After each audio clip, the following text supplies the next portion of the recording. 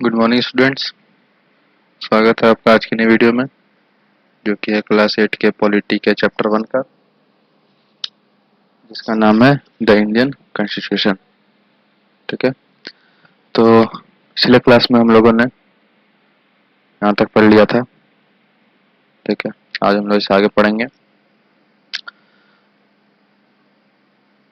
तो हम लोगों ने देखा था कि this will not only the type of government but also जो कॉन्स्टिट्यूशन जो है वो हम लोग को सिर्फ यही नहीं बताता है कि हम लोग का जो गवर्नमेंट है वो कैसा होना चाहिए, बल्कि हमारा कंट्री कैसा होना चाहिए, उस वहाँ पे क्या रूल रेगुलेशन होना चाहिए, वहाँ का कैसा सोच होना चाहिए, वहाँ का कैसा एनवायरनमेंट होना चाहिए, उसके बारे में भी बताता है। ठीक है,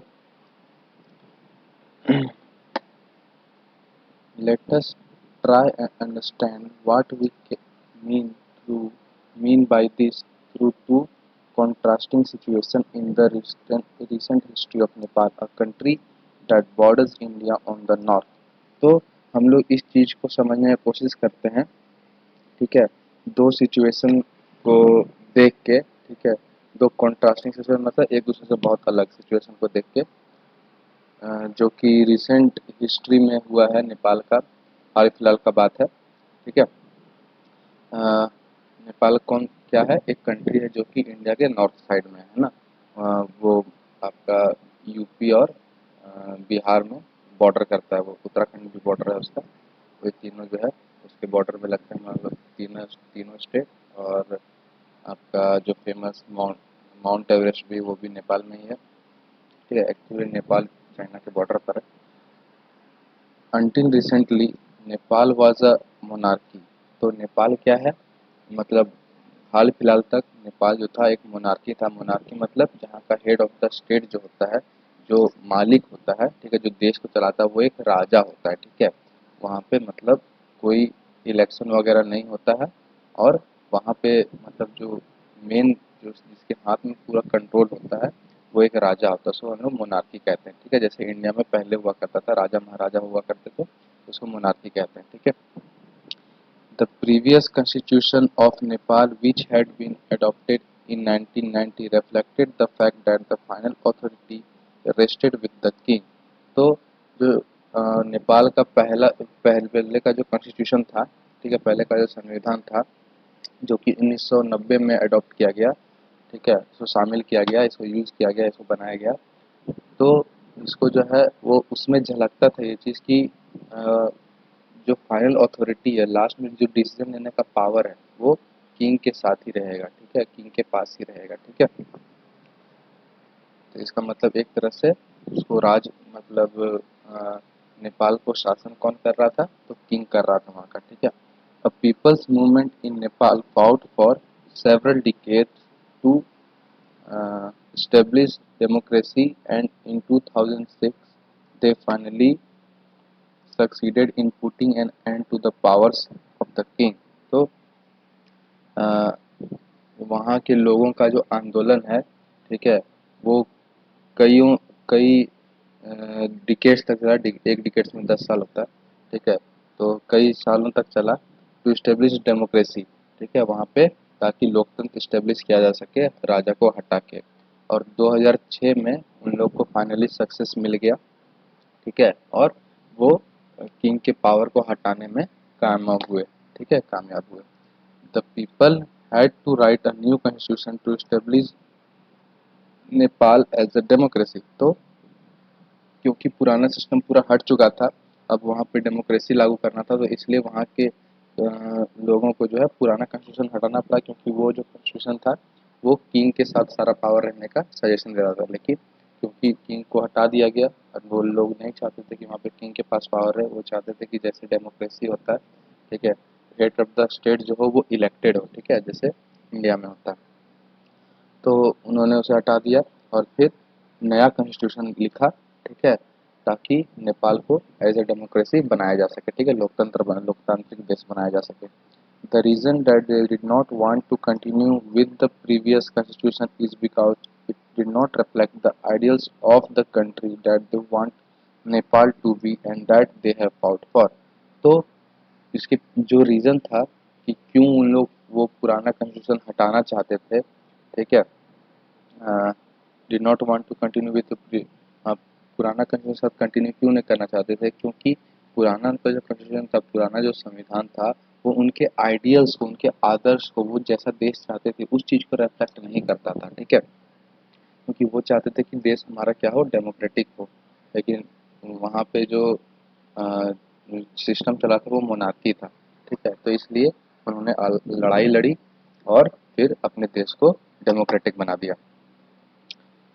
As in the game of football, in which a change in the constitutive rules will change the game altogether, Nepal, by moving a monarchy to a democratic government, needs to change all its constitutive rules in order to usher in a new society.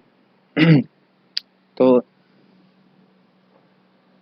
जैसे कि हम लोग को पता है कि अगर game का, ये फुटबॉल का जो गेम होता है, ठीक है, उसमें अगर उसका कॉन्स्टिट्यूशन रूल, संवैधानिक रूल जो है, ऐसा रूल जो पूरे वर्ल्ड में फॉलो होता है, उसको अगर एक तरह से फंडामेंटल रूल्स जो होता है, ठीक है, तो उसको अगर हम लोग चेंज कर देंगे तो वो गेम ही पूरा बदल जाएगा, है ना। क्योंकि कोई भी चीज़, एक गेम दूसरे गेम से अलग कैसे होता है, हम लोग देखे थे, वो रूल्स के कारण होता है, उसको खेले जाने वाले रूल्स के कारण, ठीक है, जिस रूल्स के साथ उसको खेलना होता है, ठीक है, जिस नियम कानून से उसको खेलना होता है।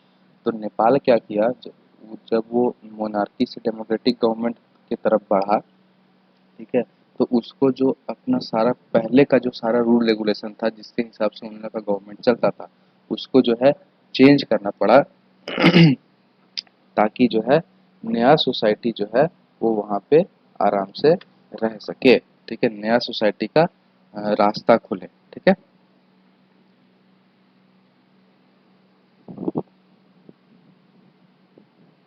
आगे बढ़ते हैं।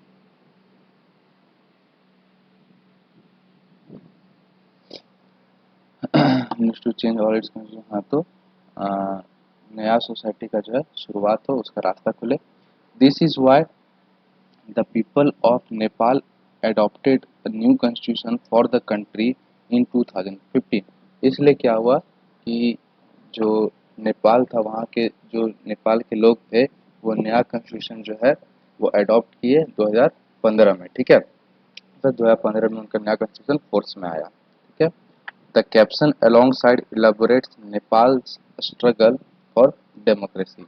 तो ये जो आप फोटो देख रहे हैं, इसमें जो कैप्शन है ये, ठीक है, ये वाला जो पार्ट है, तो ये जो है बताता है कि नेपाल का जो स्ट्रगल है डेमोक्रेसी का, वो कैसा था, ठीक है। चलिए थोड़ा देख लेते हैं।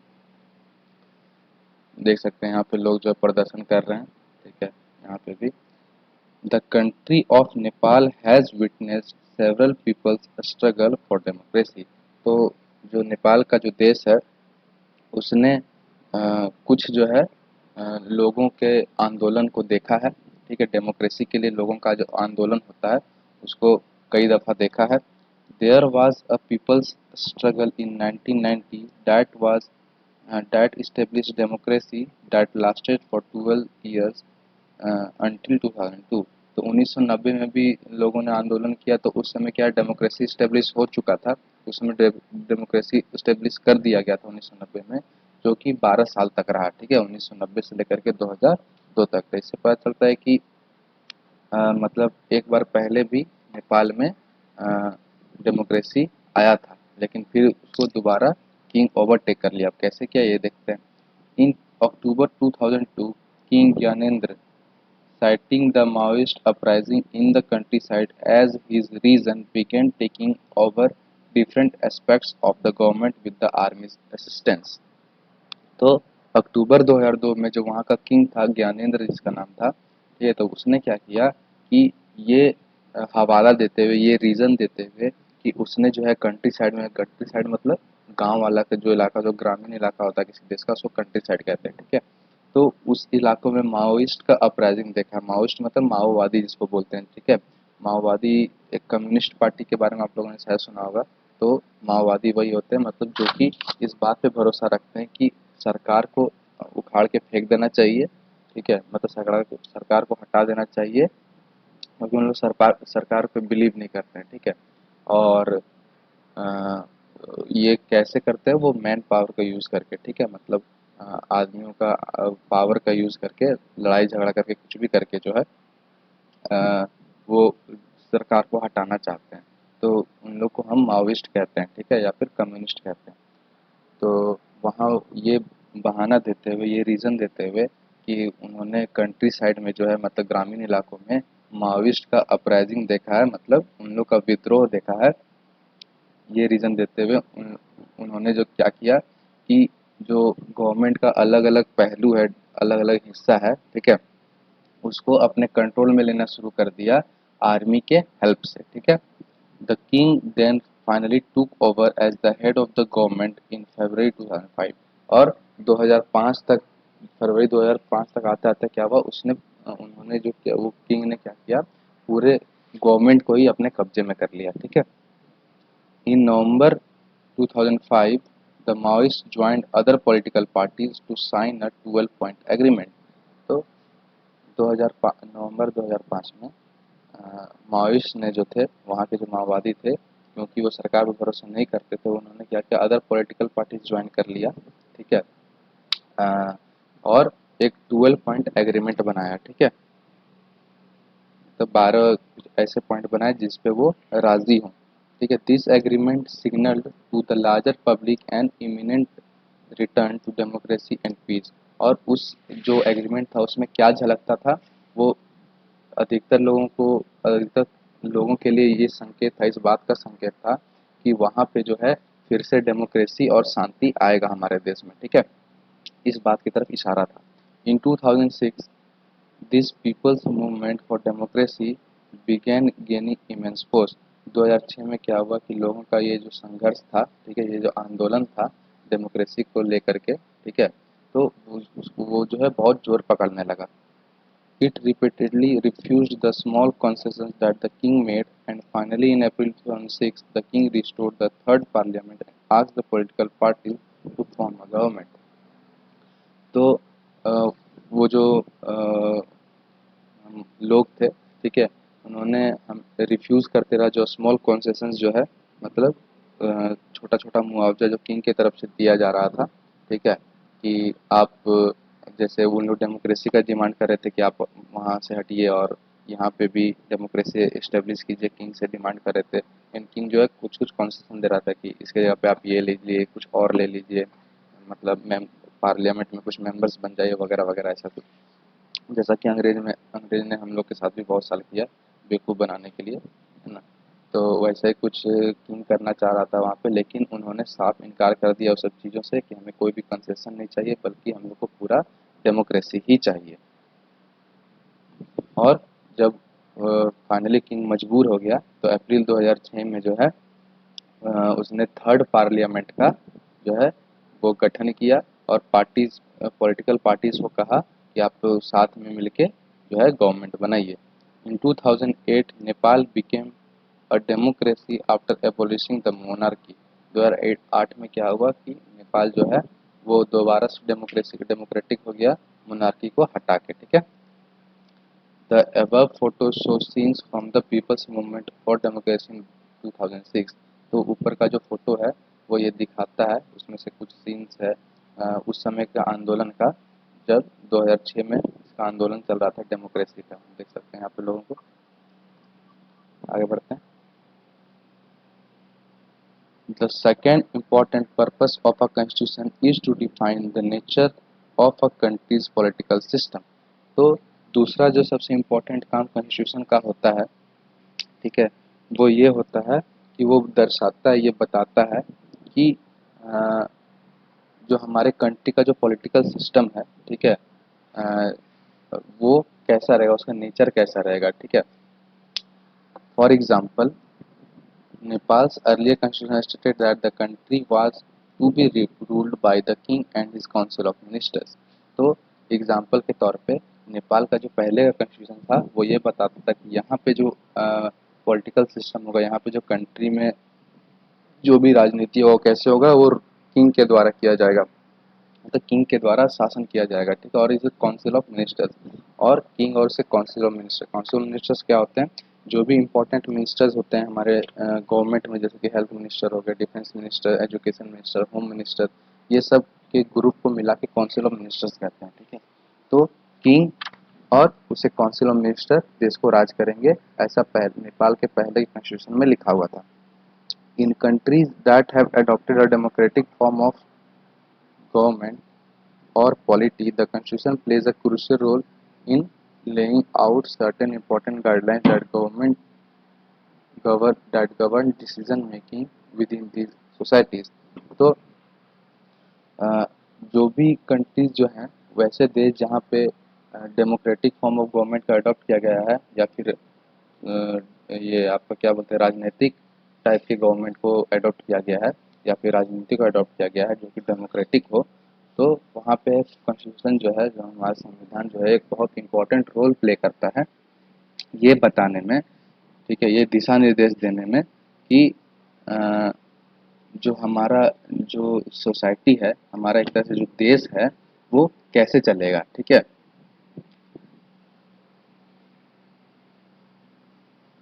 आगे बढ़ते हैं।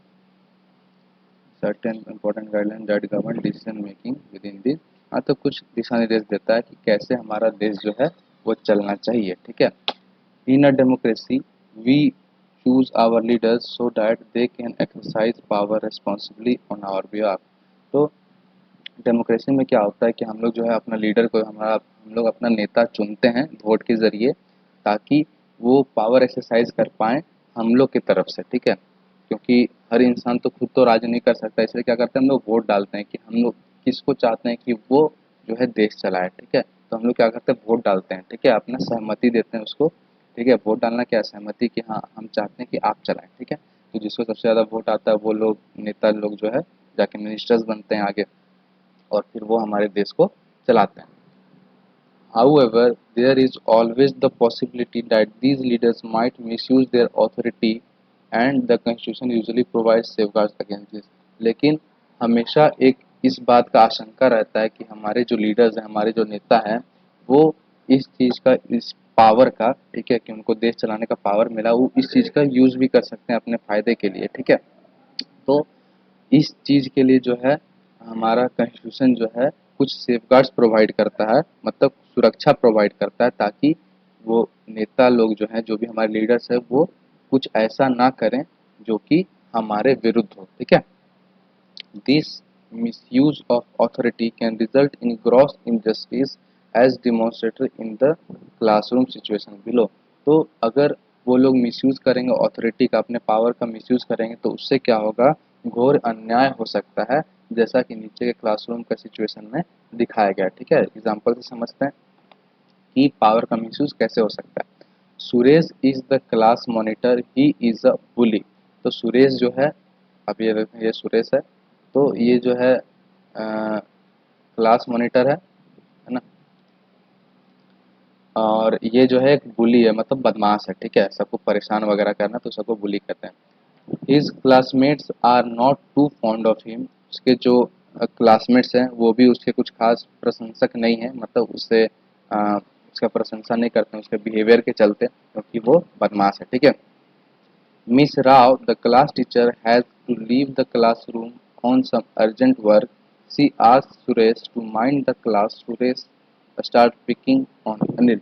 तो मिस राव जो है, ये जो टीचर जो है, ठीक है, इनको जो है अचानक से कुछ काम से, ज़रूरी काम से क्लासरूम से जाना पड़ा, और उन्होंने सुरेश को कहा कि क्लास को देखना, ठीक है। हमारे क्लास में मॉनिटर होता है ना, जो देखता है कि मतलब टीचर्स के एब्सेंट में कोई बच्चा बदमाशी ना करे, क्लास शांत रहे वगैरह, उसके लिए। तो उसको, वो मॉनिटर था, ठीक है, तो इसलिए उसको माइंड करने के लिए कहा गया। तो Suresh start picking on Anil. अब सुरेश क्या किया, उसका मन हुआ तो वो अनिल के पीछे पड़ गया, ये है अनिल, ठीक है, ये उसके पीछे पड़ गया। Anil, today I am going to report you to Miss Rao, but what have I done. तो वो बोलता है कि अनिल, आज मैं तुम्हारा शिकायत करने वाला हूँ मिसेस राव से। तो वो बोलता है कि मैंने किया क्या है, लेकिन मैंने किया क्या। When Miss Rao returns to the class, जब मिसेस राव जो है क्लास में वापस आई, ma'am, while you were away Anil kept talking loudly and disturbing the class, he would not listen to me. अब क्या, अब ये बोल दिया कि मैम, आप जब बाहर गई हुई थी, तो अनिल जो है वो जोर जोर से बात कर रहा था और पूरे क्लास को डिस्टर्ब कर रहा था, और वो मेरा बात सुन भी नहीं रहा था। Anil, you will have to stay back after school today and write. I will not disobey the class monitor uh, 100 times, but ma'am, I did not do anything। ठीक है।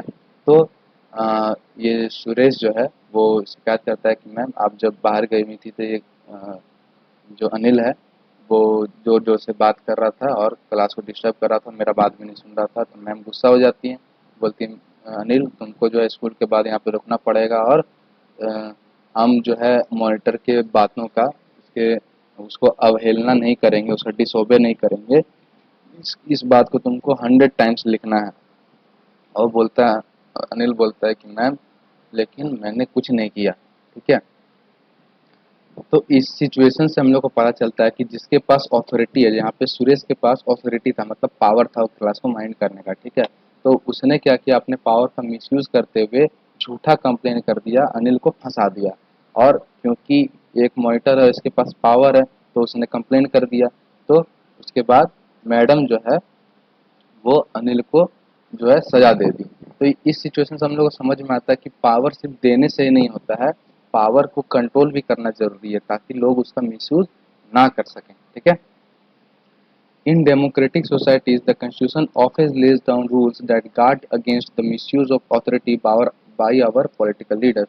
तो जो डेमोक्रेटिक सोसाइटी होती है, जो डेमोक्रेटिक कंट्रीज होती है, वहाँ पे क्या होता है कि वहाँ का जो कॉन्स्टिट्यूशन होता है वो अक्सर जो है ऐसा रूल्स रेगुलेशन बना के रखता है ताकि वो जो हमारे देश के जो पॉलिटिकल लीडर्स हैं उनके ऑथोरिटी का वो अपने पावर का उन लोग अपने पावर का गलत यूज करके हम लोग के खिलाफ कुछ ना कर दें। इससे बचाने के लिए वो हमारे हमें सुरक्षा के लिए कुछ जो है रूल्स बनाए जाते हैं, हमारे कॉन्स्टिट्यूशन में लिखे होते हैं, ताकि वो जो पॉलिटिकल लीडर्स है वो उस चीज़ का मिसयूज ना कर सकें। In the case of the Indian Constitution, about which you will read more later in this chapter, many of these laws are contained in the section of fundamental rights। तो हमारे जो इंडियन कॉन्स्टिट्यूशन का जहाँ तक बात है, तो इसमें क्या है कि जिसके बारे में हम लोग इस चैप्टर में आगे पढ़ेंगे, तो इसमें बहुत सारे ऐसे लॉज हैं। ठीक है।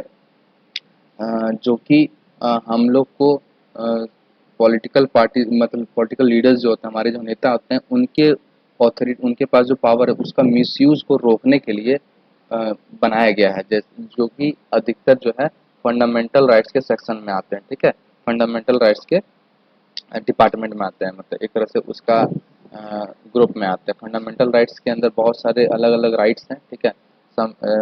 इसको हम लोग बोलते हैं मौलिक अधिकार। ठीक है। तो इसके अंदर जो अलग अलग अधिकार दिए गए हैं वो हम लोग को एक तरह से प्रोटेक्ट करते हैं अ, हमारे नेता के अपने पावर के मिसयूज से। ठीक है।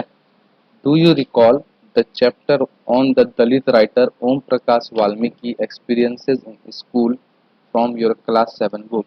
तो क्या आपको याद है ओम प्रकाश वाल्मीकि जो एक दलित राइटर थे, ठीक है, लेखक हैं, सॉरी, तो उनके एक्सपीरियंसेस के बारे में जो कि क्लास 7 के पॉलिटी बुक में आप लोगों ने पढ़ा होगा।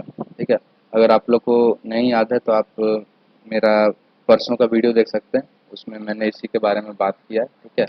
तो क्लास 7 के चैप्टर 1 का पार्ट 2 आप देख लीजिएगा, यूट्यूब पे है। ठीक है। वहाँ पे ये ओम प्रकाश वाल्मीकि कौन है, उनका एक्सपीरियंसेस क्या था, उसके बारे में मैंने बताया है। In that chapter we talked about the discrimination Om Prakash faced because he was a Dalit. तो उस चैप्टर में हम लोगों ने ये जाना था कि जो ओम प्रकाश वाल्मीकि जो थे उनके साथ कैसे किस प्रकार का भेदभाव हुआ था, क्योंकि वो एक दलित थे। दलित मतलब जो लोअर कास्ट से बिलोंग करते हैं उनको दलित कहते हैं। ठीक है। You read about how the Indian Constitution guarantees the right to equality to all persons and says that no citizen can be discriminated against on grounds of religion, race, caste, gender and place of birth। तो अ, आप लोगों ने ये भी पढ़ा हो कि Indian constitution जो है, हमारा जो भारत का संविधान जो है, वो हम लोग का इस बात का गारंटी देता है कि सभी लोगों को जो है समानता से ट्रीट किया जाए। ठीक है। सभी लोग जो इक्वल हैं और किसी के साथ भेदभाव नहीं किया जाए, किसके बिना पे, ठीक है, धर्म के बिना पे, रेस के बिना पे, ठीक है, वंश, ठीक है, आपका जाति, लिंग क्या है, मेल है फीमेल है, उसके आधार पे, और उसका जन्म स्थान क्या है। तो इस सब चीज़ों को लेकर के हमारा जो गवर्नमेंट है, ठीक है, हमारी सरकार, वो हमसे भेदभाव नहीं कर सकता। ठीक है। The right to equality, one of the fundamental rights guaranteed by the Indian constitution. तो राइट टू इक्वलिटी जो है वो हमारे फंडामेंटल राइट्स का एक पार्ट है। ठीक है। जो कि हमारे इंडियन कॉन्स्टिट्यूशन द्वारा गारंटीड किया जाता है। ठीक है, गारंटी प्रदान करता है इस बात का कि हम सबको एक समानता से ट्रीट किया जाए। ठीक है, किसी के साथ भेदभाव ना किया जाए। तो आज यहीं तक रहने देते हैं। ठीक है, आप लोग यहाँ तक बढ़िया से रिवाइज कीजिए और मिलते हैं अगले क्लास में। ठीक है, तब तक के लिए थैंक यू।